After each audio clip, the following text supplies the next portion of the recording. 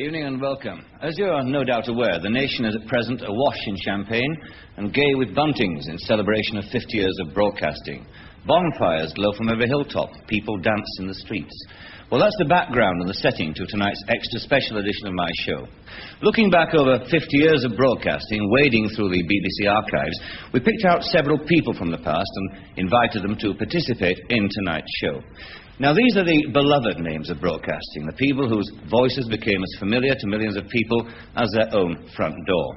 Anyway, without more ado, let me name just a few of the voices you'll hear tonight. They are, in order of size, Henry Crun, Minnie Bannister, Colonel Bloodknock, Eccles, Neddy Seagoon, and many more. Brought to you by those three anonymous gentlemen who for years have so selflessly sacrificed their real selves in the cause of art. Tonight I can reveal they are Peter Sellars, Spike Milligan, and Harry Secombe. I shall make the introductions in order of waist measurements. Ladies and gentlemen, Harry Secombe. Hello! Look at that. Harry, when can you remember when you first made people laugh? Yes, I suppose it was at a church social, you know. Because when I was a lad, most of the social activity was centered around the church. Yeah. And I was a sort of a community idiot. Yeah, I used to make myself laugh and everybody else. And they used to invite you along to make people laugh, did you? Yes, when we had church socials and sort of outings, and I was always the one who did impressions of the vicar. Yeah. Vicar didn't like it. Yeah. Have you always found that wherever you go, whichever situation you're in, that you make people laugh? I mean, for instance, you were in the army, weren't you? Yes, on your side. On our side. Yes. But was that a kind of rich area for... It was a great place because there's so many things happen in the army, so many things go wrong, you know. And I remember once being marched off parade and Aldershot. There's a bloke in front of me. We're on being inspected by the GOC, the GOC of Southern Command. We're all lined up in open ranks, you see, for inspection. And this fellow was standing at ease. And he had a very thin neck, and his battle dress, his overcoat was like that, you know, with a big gap there. And he had his fore and aft, his forage cap, right on like that. And there was a big dent in there. And it was pouring with rain, and this thing was filling up with water. And I could see it all happening behind him. I'm going, trying not to laugh. When they said, "Attention!" he came to attention when I got all the way down his neck. And I went into, hysterics. I was marched off the parade ground. Were you constantly in trouble in the army? Or? Well, yes. I remember once we were on guard duty, and they'd taken our, 1940 it was, before your time. 1940. And they made me, I was a Lance Bombardier. It was a mistake, but I was a Lance Bombardier. And they made me sort of in charge of marching reliefs outside a tent. We were in a tent, but I was outside. They wouldn't let me inside. And there was a lake in front of us, and there was this tent. And they'd taken our rifles away, the Lee Enfield rifles, and given us Ross rifles, Canadian Ross rifles, which had no cutout, which means you put the magazine in with an Enfield. Are you still with us? You put the magazine in the rifle, and with a Lee Enfield you could put a cutout there, so when you put the bolt to fire the trigger, nothing went up the spout. So, bearing this in mind, Gene, they give us this, we only had one magazine between the lot of us, so that I had to take the rifle off the fella who was coming off guard, the next one on guard, and I said to Morris to put the magazine in, put the bolt forward, pulled the trigger and blew a hole through the tent. And it missed a fella by about that much. We ran into the lake and broke a toe on the Molotov cocktail. That was a shot. I think you made that up. No, but what about that? Yes. Bellamore Park outside Rugeley. Ask the lads, they're right in. Because you had something happen to you in the army, apart from shooting people. You met Spike Milligan, didn't you? I did, Joe. That was... that's a long story. I'll make it very quick. Well, yes. Take your time. Anyway.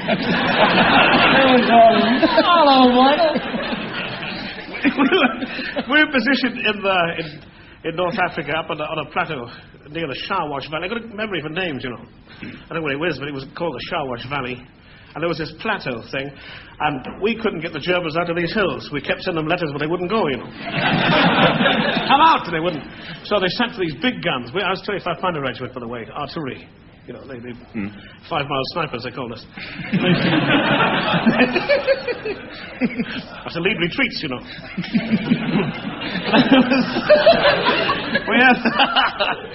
I was wearing my uniform back to front. Well, I was advancing, but I was begging for the mappy. We had these gun pits they dug, you see.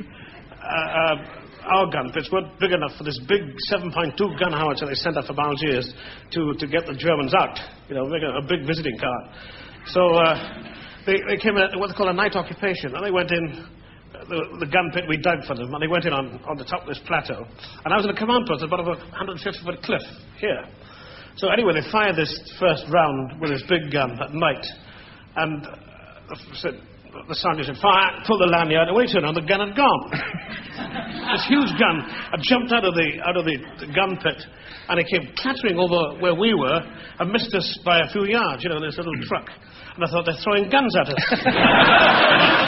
So nobody knew what had happened, you see. So the next thing we knew, the back of the truck parted, the canopy, and the face came through. "Anybody seen a gun?" And it was Milligan, because he was on the crew with the gun, and he says he's still paying for it.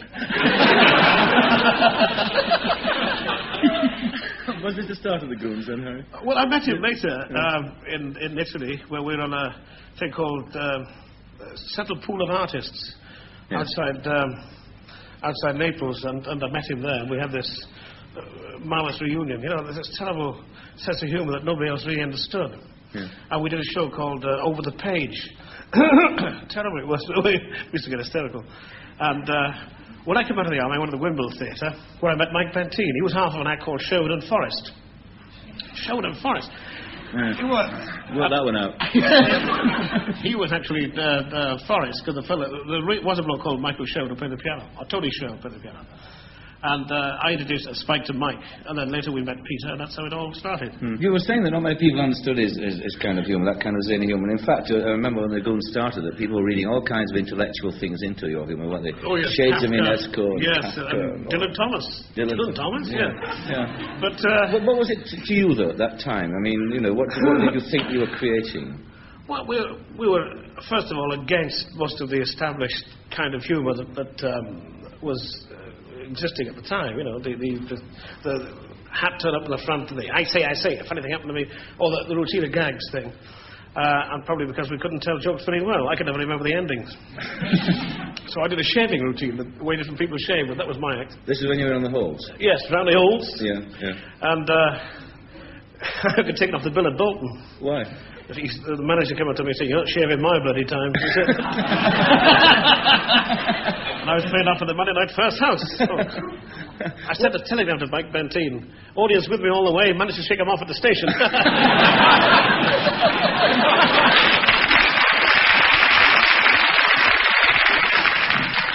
What was it like, Harry, that period on the halls when you were doing a solo spot? Well, it's a bit frightening, you know, because you're there, and the dancing girls go on, a bit of a routine, but then you're on, and it's all the teeth cut. Hello, folks! all the eye flickering. Especially Monday Night First House in the winter, when you play Blackpool in the winter, you know, there's nobody out there except the landladies or something. Yeah. And they're all on, you know, they're all on the Wilkie Bar. They're all coming for nothing. Yeah. And to get them going for 8, you've got to stay there for 8 minutes to get them going before the next act comes on. Yeah. And I once came on with a shaving act at Huddersfield, I think. I put my little table down with all the thing on it and started. Everybody had to shave, and I said, the table moved away, the rake of the stage was like that, and everything fell on top of the orchestra. I didn't know what to do, you know, nothing left. That was my act. So and ad-libbed. But I was talking to Peter earlier, and he was saying that one thing about you was that whereas if the others died on stage, as they did occasionally, you could always burst into song. Yes, I was always lucky there. Yeah. Got the old truss on, and the tenor's friend. Yes. Well, I trust the tenor's friend. Yes. Descriptive. Yes, it's on the baritone's buddy. But when did you? I mean, did you ever consider a serious career in singing at all? No, I saw myself in tights once. I don't think opera was quite the thing for me. My knees haven't been orchestrated, you see. But and nothing else has either. I started singing because the way comic can get off. You know, I did a monologue, and I couldn't do those very well. So I used to finish up with Falling in Love with Love or Be My Love or something. In the wrong key, usually. I used to change key about 3 times in the middle. Somebody said to me, you know, it's all right having a voice, but you should do something with it, like lose it or get it or get it trained. So I went to a singing teacher, and for 12 years I studied very seriously. Really? The trouble was I used to go cross-eyed in the middle of an aria, and the publishers didn't like that. And my old singing teacher, wonderful man, De Verily, he said to me, Harry, he said, the composer, he said, you must have been up all night over just this little piece you're singing. He said, take him seriously. And then I began to take the whole thing seriously. I go cross-eyed at the end. But I do like singing very much, but I like to mix it with comedy. I think it's one complements the other as far as I'm concerned. That's why I've been very happy doing musical comedies. You know? Yes. Going back to the Goons for a moment, Harry. Everybody's got their idea. I mean, people like me who were sort of reared on the Goons. We all had our own sort of visions of who the characters were.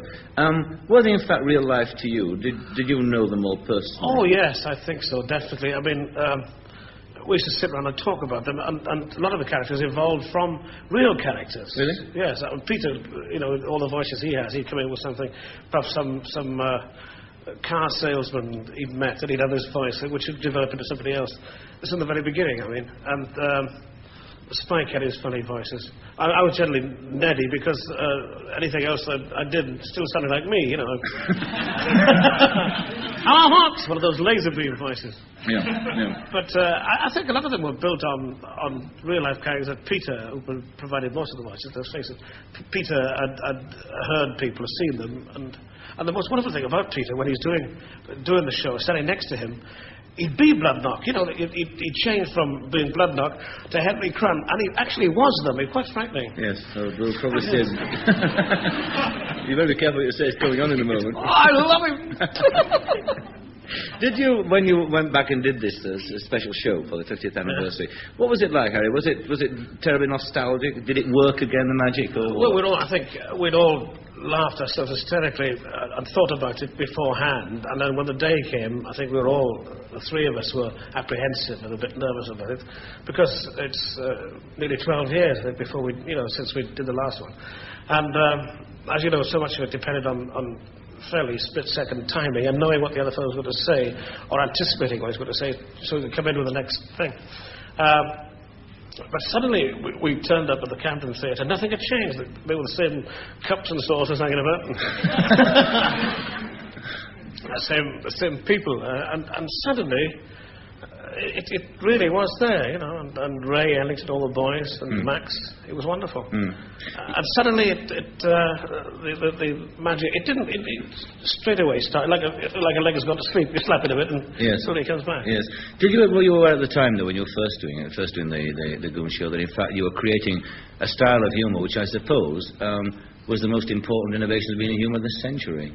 I don't think we were. I mean, Spike, for example, said let's. We were doing other shows at the time.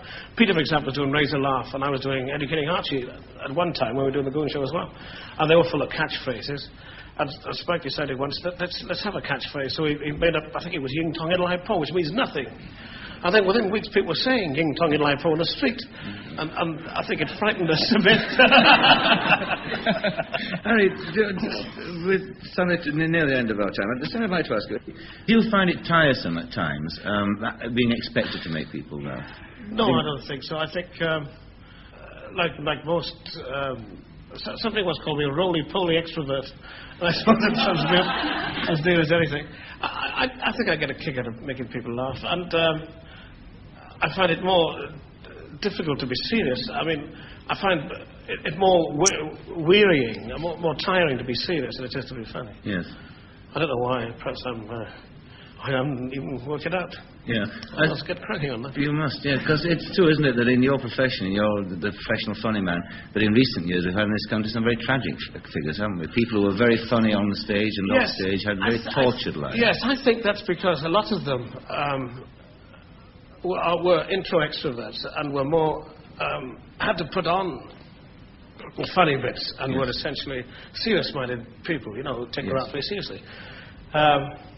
And strive for perfection all the time, like Tony did, Tony Hancock. He was always self-searching and self-analytical, always looking for something inside himself.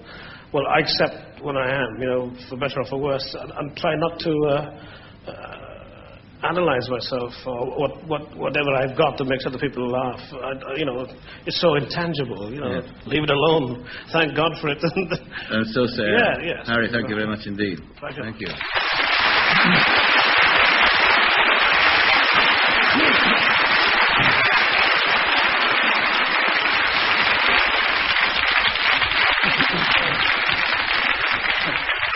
Well, my next guest made his name as a goon and went on to become a great superstar. For a while, he was considered as someone with a remarkable gift for mimicry.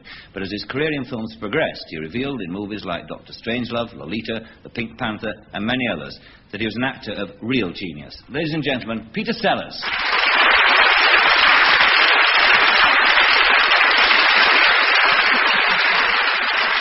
It occurs to me that the art of impersonation is sort of carrying it through, isn't it? It's going out there and carrying through with it no matter what. Can you remember the first time, Peter, that you ever impersonated anybody? The first time? Yes, I think it was basically when I was at school, but I used to do impersonations in the RAF a bit and whatnot, and play drums and lark around generally. I used to impersonate anybody and anything I could find, mainly officers. There must be a rich source of inspiration. Yes, there were. That's where Bloodknot came from originally. Really? Well, Spike was born in India, as you know, in Quetta. And I spent about 3 years out there during the war, and I met a lot of people and of this sort. Rather like sort of Bloodknot, who do anything to anyone, and they don't care, you see.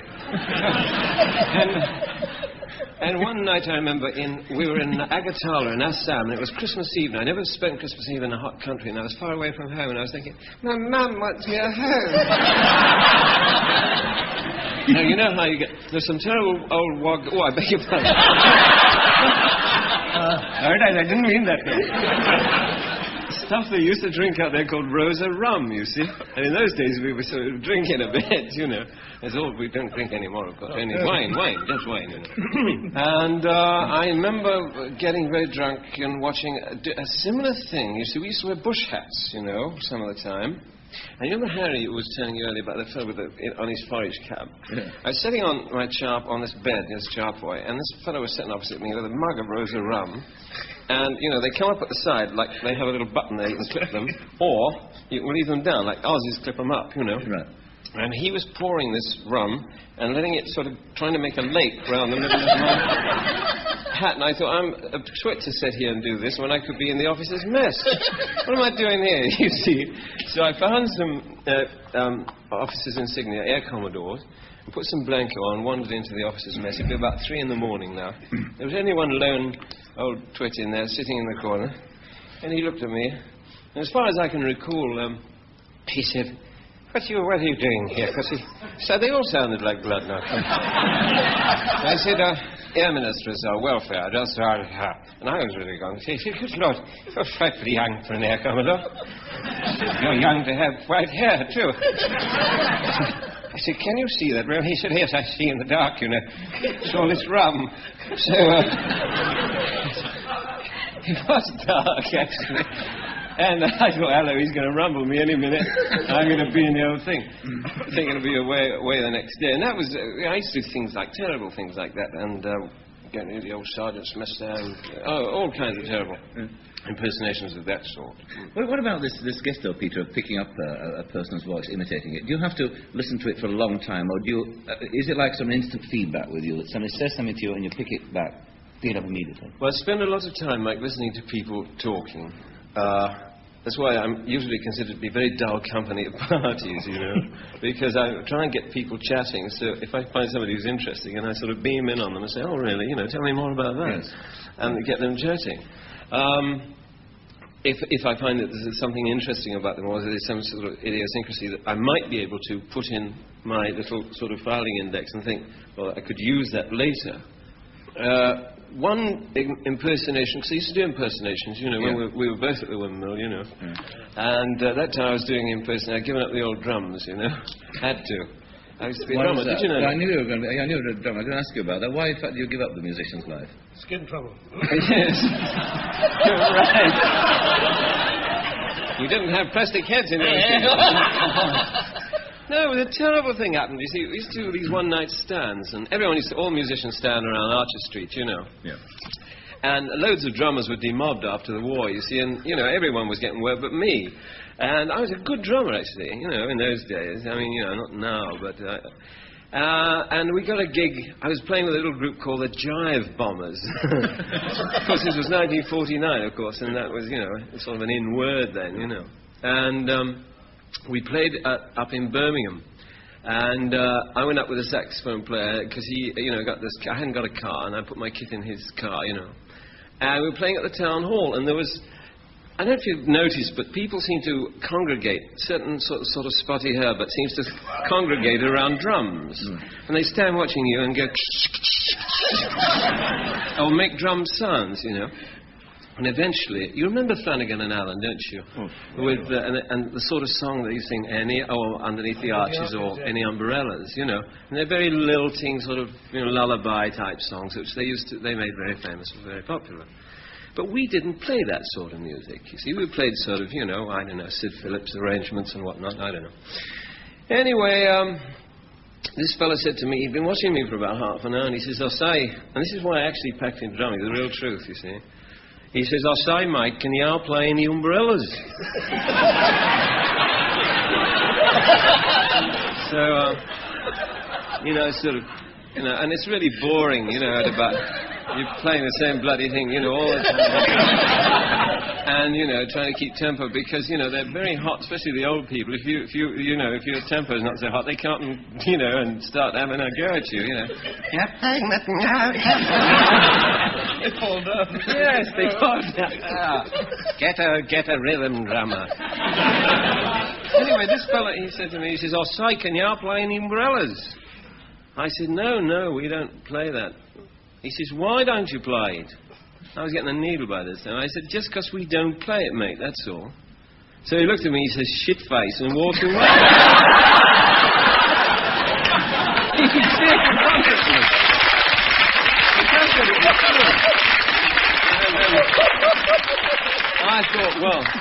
I thought, that's it, isn't it? I'm finished, you know, I'm out. Because pungent criticism, isn't it? Pungent criticism. So I thought, I much need this for the rest of my life. So that's how I get in the Windmill. And you're mentioning about the impersonation you did there, which you prefaced that story about. Well, what were the impersonations you did then, Peter? I used to do one of... the one I can still do of Alec Guinness. I don't know Alec Guinness. Oh, yeah, Guinness. This is from Kind Hearts and Coronets, where he plays the old preacher. I remember when I first met him, incidentally, because that was one of my favourite films. He was an idol, and still is an idol of mine. I don't know how many idols I have got, but... Dead idol. Yeah, I'm dead idol, yes.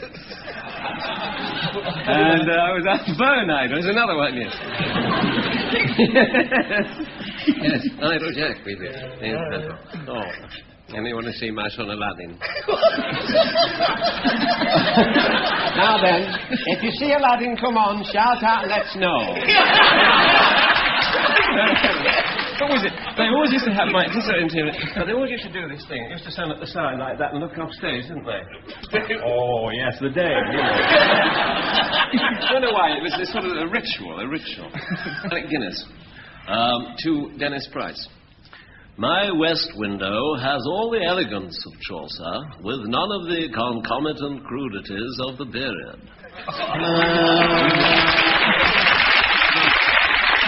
Talking variety, Bill, and what you said earlier, you know idea how many times he saved our life, because Milligan and I used to die regularly, you see. This is when the Goons were touring the halls. Yes, because... Not very often, was it?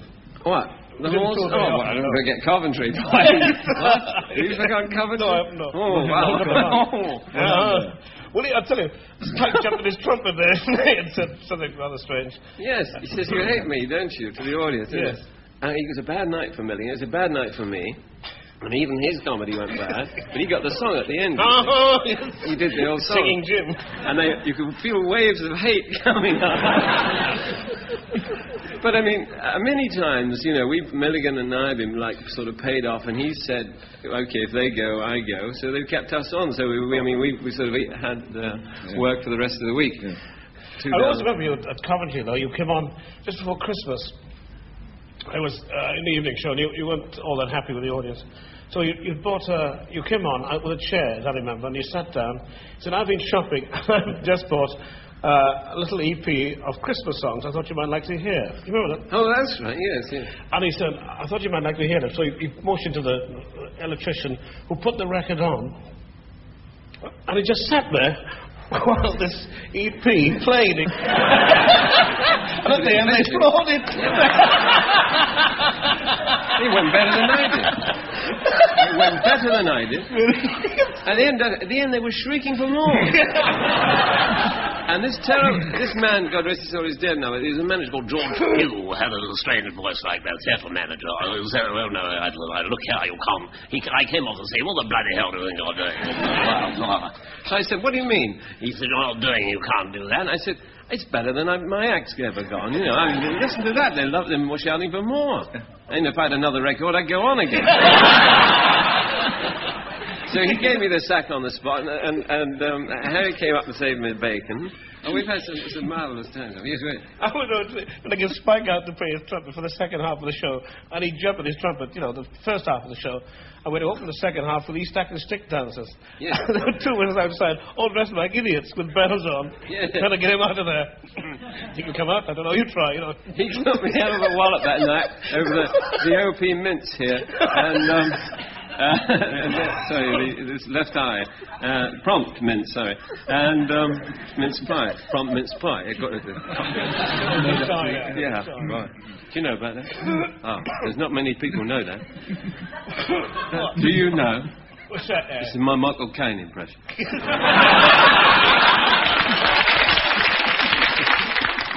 Do you know that it takes a man to fall from the top of Big Ben? See, Mike's always quoting from the Guinness Book of Records. He doesn't know, at the drop of a hat, he'll trot one out, you see. It takes a man in a tweed suit 5.5 seconds to fall from the top of Big Ben to the ground. Now, there's not many people know that.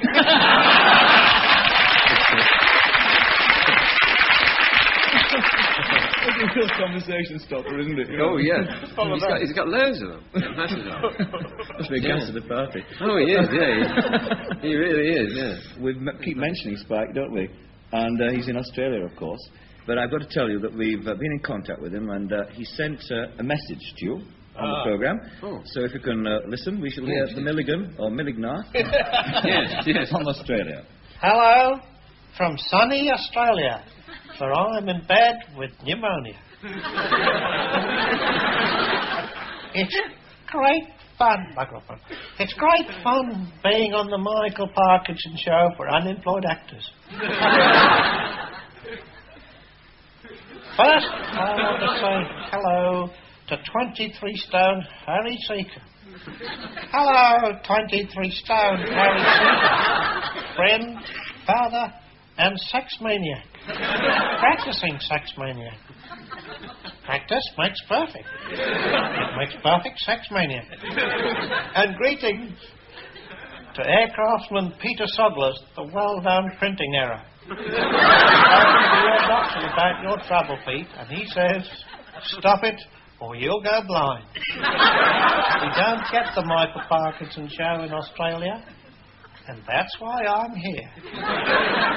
Last year, thanks to you, Michael, immigration from England was the highest ever. Harry and Peter, you'll be glad to know they have a goon show out here. It's called the British Embassy.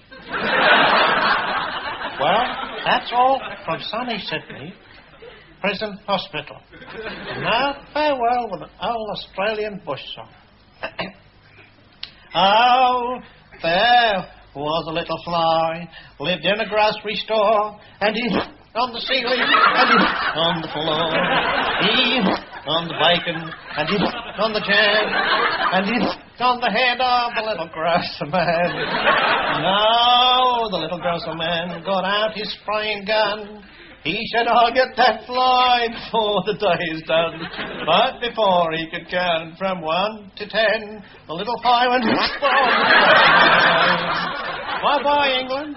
Bye-bye, Harry and Peter and Michael. Good luck out there in the old Annie's Lane.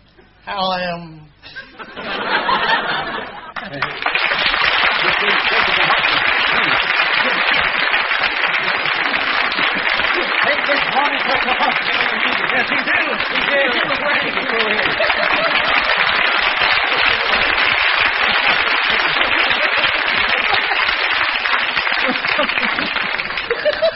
I didn't know he was going to do that one. It's very rude, isn't it? Yes, it is rude. Oh, yes, rude. It's rude, Mike. Very funny, isn't it? Did you... Yes, we should all have a small rest now. That reminded one of the sort of flavour that used to go into the Goose show so much. Did you always have the full cooperation of the BBC, or did they at times get a little worried by you? Yeah, they were mainly worried. Yes, you see, because we'd slip things in, and, like, we used to have two outside commentators, Peter and Hugh Jampton, who used to sort of give commentaries from the top of St. Paul's or anywhere, and they'd say, over now to Hugh Jampton on top of St. Paul's. And he'd say, well, here from my vantage point on top of St. Paul's, I can see the household cavalry, so called because each member is a householder, and coming towards us, now, any moment now, and this sort of thing. But nobody knew that Hugh Jampton was Cockney rhyming slang for something else, you see. Fancy that. As the actress said, well, that's out, I know. Anyway, never mind. Well, you did use the payoffs of rather naughty army jokes, didn't we? You know. Oh, yeah. Just the payoffs. And to the pure, all things were pure. But we used to get complaints from old ladies in Cheltenham, didn't we? Yeah. We shouldn't have known the joke in the first place. Yes, how did they ever know? But they used to come along, you see, about 3 weeks later, Mike, and say... you can't do that on the air. And we said, we've already done it, you see, that was the point. Yeah. Yeah. And we used to get away with it, craftily that way. But there was an eternal sort of fight, really. Yeah.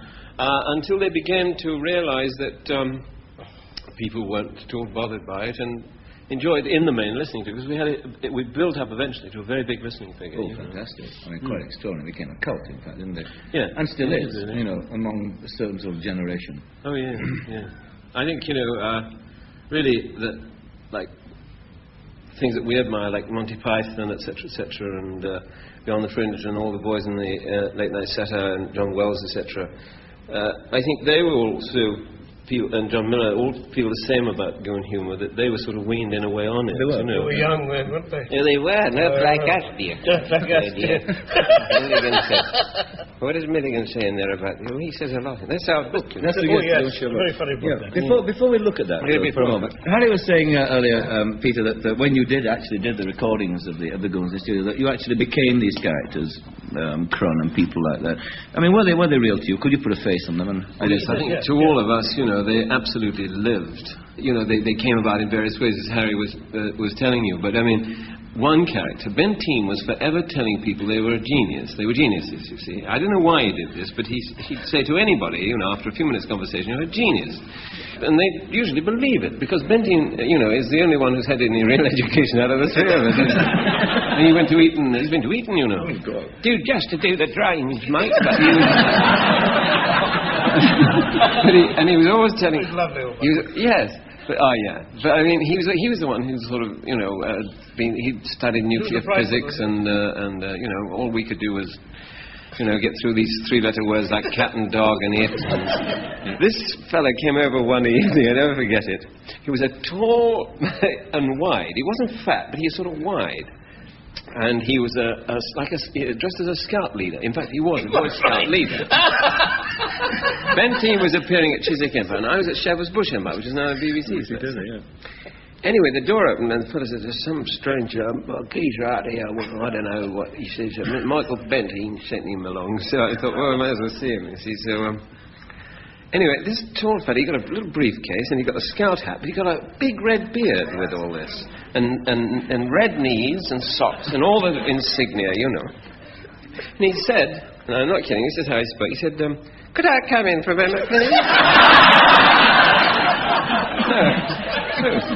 And I thought, what is this? You see? So I said, yes, certainly, please. What can I do for you? He said, I have just seen Macabentine at Chiswick, and he said that I'm a genius.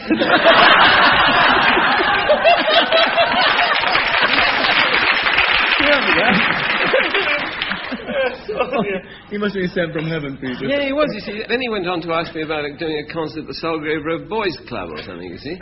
So I said, no, I don't think, it's like Saturday night. It was the last thing I really wanted to do at that stage, especially if he was an example of what I was going to find down there. So he said, he thought he took this as a hint. He said, there is a fee involved. So I said, no, it's not a question of money, I assure you. Really, I would come, but I just can't, at the moment. So he stood there for a second, and he said, oh, well, just a thought. He said, do you know anyone else I could see? So I sent him along with me. And so he found our blue bottle. That's amazing, isn't it? He did a big falsetto. And, I think we added a little bit to it. But, it was mainly that. Well, let's have a look now. I mentioned earlier to both of you this occasion when you got together for the 50th anniversary thing, and I did this special recording of the Goons show, and we have got a clip of that occasion now, coming up in just a couple of seconds. Echo? Yeah?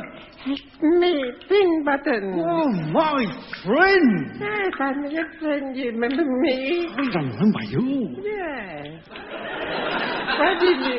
Why do you not open the door? Okay, how do you open the door? You turn the knob on your side. I haven't got a knob on my side.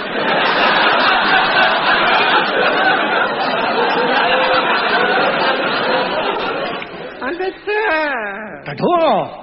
Oh, I'll soon get the hang of that. There it goes. I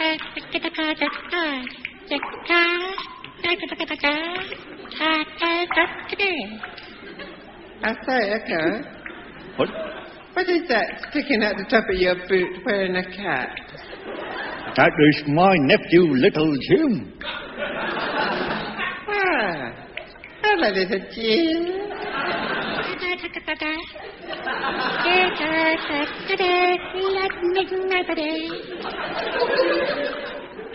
Echo, I do not understand what he is saying. Say that again, Little Jim.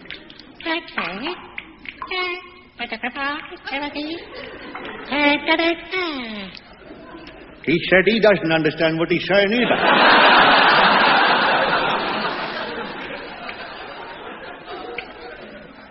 He's one of Mrs. Thatcher's incomprehensives.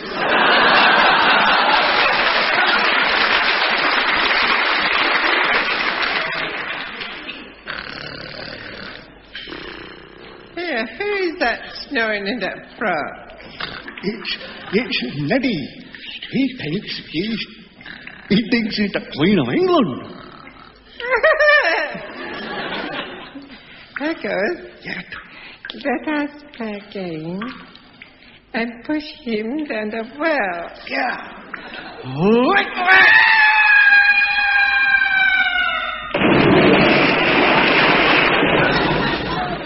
He's fallen in the water.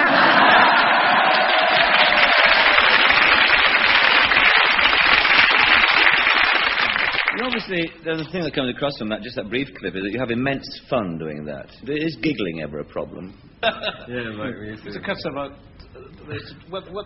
originally, they couldn't edit it, could they? Because it was done on disc. That's right, yes.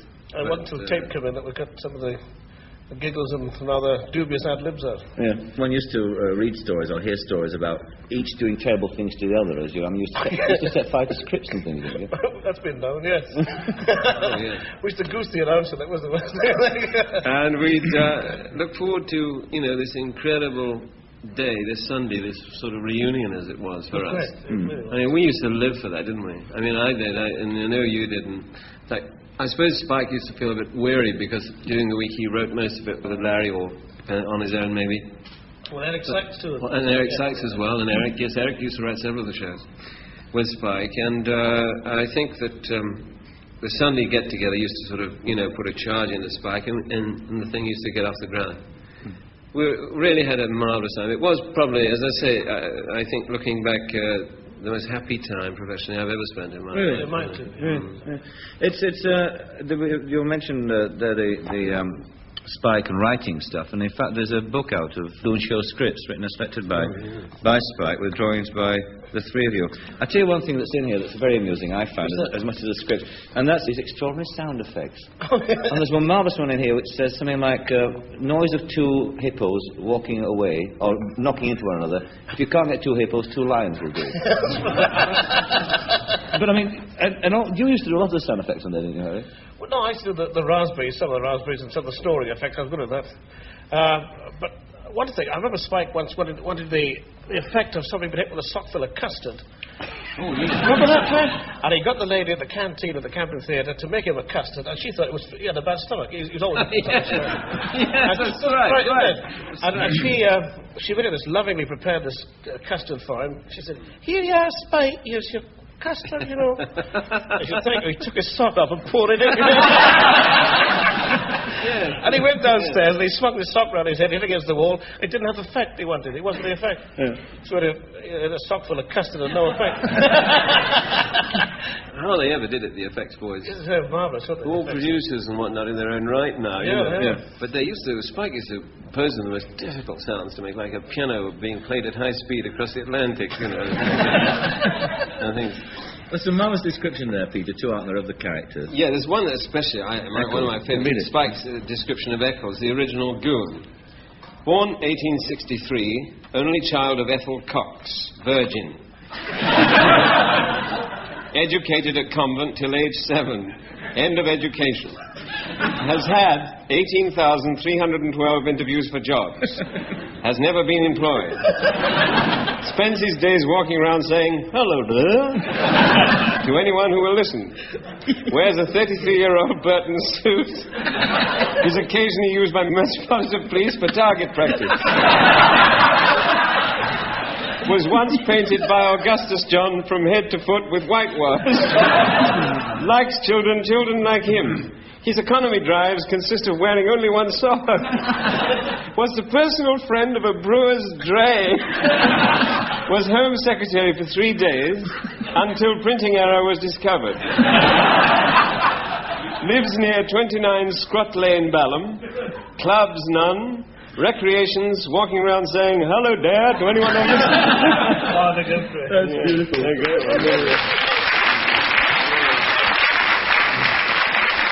What about you, Harry? What's your... Well, there's one here of Comte Toulouse Moriarty of the House of Roland. Oh, yeah. French, Scrag, and Lackey the Grit-Pipe Thin. Born 1920, Paris. Educated Sorbonne and Saint-Cyr Military Academy. Captain French moron racing car team at Brooklands, 1927. Became the Latin darling of the motoring set, lionised by London, seen at all smart places. The Café Royal, the Ritz. Danced the tango all night long with Lady Astor. Operation for piles. Wall Street crash. Family fortune decimated. Started work as a gigolo at New Crom Palais de Danse. Was befriended by Hercules Gritpipe Thin, who offered to manage his career. Under Gritpipe's careful management, he is now bald, daft, deaf, and worthless. Currently working at the license as trainee corpse in Leith Crematorium.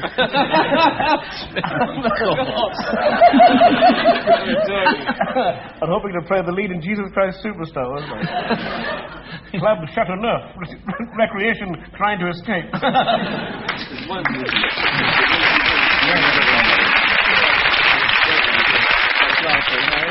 Let's have one more. This is Spike's last description of Mate. Old Mate is called William Mate Cobblers. Drains clear, no you wait. Have a bit to do it in the voices. Born Shoreditch 1900, son of Fred Chopper Cobblers, OBE, road sweeper, and Vera Collin. Matter of fact, Vera Collin appears on several other pages, so you got around a bit, obviously. Left school at 14, joined Thomas Crapper and Son as T-boy. Joined Chislehurst Laundry as T-boy. Joined Woolwich Arsenal as T-boy. Conscripted World War I as private sappers and miners, T-boy. Rose to rank of acting unpaid lance corporal, injured in action by T-Own falling on head. Discharged 1918, since when he's been wandering the streets telling motorists with no authority at all, you can't park there, or put that cigarette out, or I don't know, I'm a stranger around here, or why don't you get your hair cut, or 2 years in the army are doing good, or bleeding foreigners, or I spent 4 years fighting for this country, mate. Now uniform, doorman at BBC early and all, wears 4 war medals all times and King's badge for the disabled. Informs all visitors to BBC. It's nothing to do with me, mate.